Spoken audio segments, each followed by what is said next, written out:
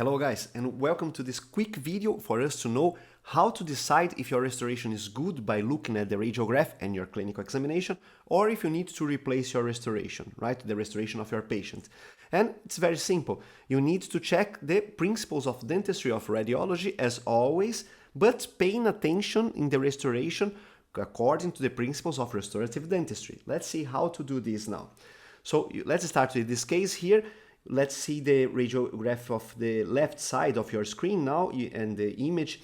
So we have this restoration here. We have distal occlusal restoration. Of course, there are other things that should be fixed for the patient. The crown of the adjacent mesial crown is not good, but okay.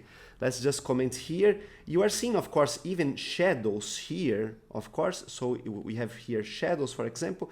But that's because of the transparency of the enamel.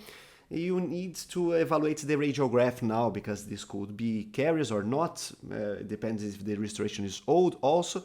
Okay, let's check now the radiograph of the case. And there you have it. Okay, you are seeing now the radiograph of the case. We have the restoration. Here we don't have caries, so we don't have secondary caries here. But we have a line here, this line, the radiolucent line here, which might be, for example, a line in material, which can be a little bit radiolucent, and then even some maybe calcium hydroxide or another material doing another lining or another layer to protect the pulp chamber, of course, and then the restoration, of course. And the restoration, the margin of the restoration looks reasonable here. Of course, you guys are seeing the margin. Looks reasonable. Okay, you need to monitor this, of course, but sometimes it's not good. It's not reasonable. Okay, so now the patient decided to replace the restoration either way, even for aesthetics maybe, and now you have a resin restoration on the right side of your screen, right? But okay, the restoration is here again, and we need to check radiographically. So, of course, good restoration. Maybe a small radiolucent line, which is the bond line now of this composite resin. So, of course, they used bonds, etching maybe and bonds. And now you have here the bond, the layer, the radiolucent layer, which could be of the bond material. All right. So, if you put too much bonds, then you see a little bit thicker, this radiolucent line. This is not carious, and sometimes it happens, as probably you guys saw in some radiographs in your life, right? So, okay, nice restoration, and that's it. Very good. So now let's see more cases now.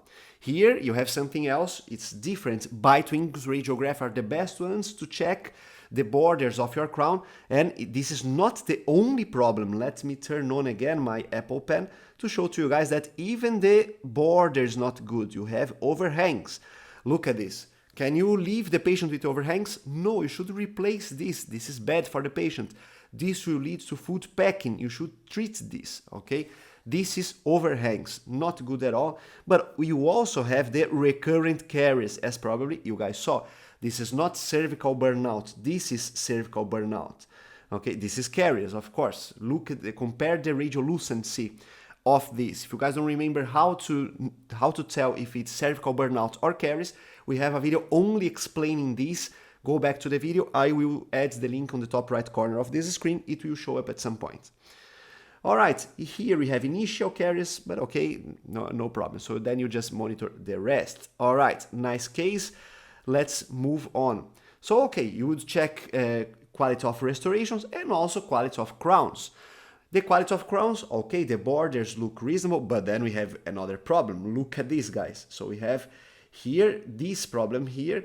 Of course, maybe there's no lesion because the crown is contouring the pulp chamber. You still see metallic the tooth, but it's because it's contouring the pulp chamber and the pulp chamber is safe. So sometimes you don't need to treat the root canal. But here in this case, you have a lesion. That's why you should always take a periapical radiograph to check the quality of crowns.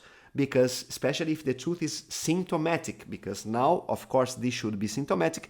And now you have not only a periapical lesion, but a radiolucent, well-limited endoperial lesion with the furcation exposure. That's what you have here now. And you need to treat the root canal at least. Okay, furcation exposure is even considered extraction criteria, but you can try to be conservative and you treat the root canal and you hope for the best. This is also acceptable based on science. All right, so this is a quality of crown and restoration. All right, good stuff here. You are just checking how the margins of the restoration, everything is fine. Multiple crowns, you should pay even more attention, all right? So you should check the borders. You are not going to replace if there is only a little bit of an overhang, but the patient needs to be able to clean, of course, right? So the patient needs to be able to clean. Contour, the lamina dura is contouring the apices, maybe with some periodontal ligament space widening here, for example. But all right, if it's asymptomatic, then you monitor. That's fine.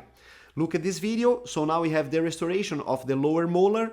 Okay, the restoration is here, but then take a look at this. The periapical radiograph is revealing the lesion, and now you need to treat the root canal, even though the restoration doesn't look bad. Even restorations like this, or veneers, restorations involving the buccal surface, they can go to cervical areas as well. All right, we are seeing also a very nice MOD, composite restoration here, and the crown. And then, of course, you check that. Look at this. So now you have here this big space here. You know, it's not ideal, this restoration at all, but maybe there is too much bone material and the restoration is fine, okay?